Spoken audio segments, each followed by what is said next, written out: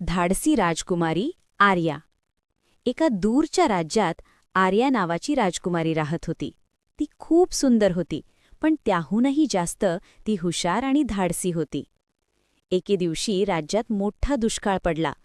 पाऊस पडत नव्हता, नद्या आटल्या होत्या आणि लोक खूप चिंतेत होते. राजा आणि मंत्री उपाय शोधत होते, पण काहीच मार्ग सापडत नव्हता. राजकुमारी आर्याने ठरवले की ती स्वतः उपाय शोधेल. ती घोड्यावर बसून जंगलात गेली. तिथे तिला एक जुनी गुहा दिसली. गुहेत एक वृद्ध साधू ध्यान करत बसला होता. साधूंनी सांगितले, डोंगराच्या शिखरावर एक जादुई झरा आहे, पण तिथे पोहोचण्यासाठी धैर्य आणि प्रामाणिकपणा लागतो. आर्या घाबरली नाही. ती खडतर रस्ता चढत चढत शिखरावर पोहोचली. तिने मनापासून प्रार्थना केली.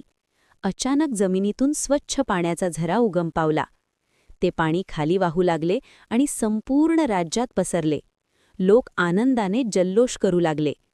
राजाने अभिमानाने सांगितले, आपली राजकुमारी फक्त सुंदरच नाही तर खऱ्या अर्थाने शूर आहे.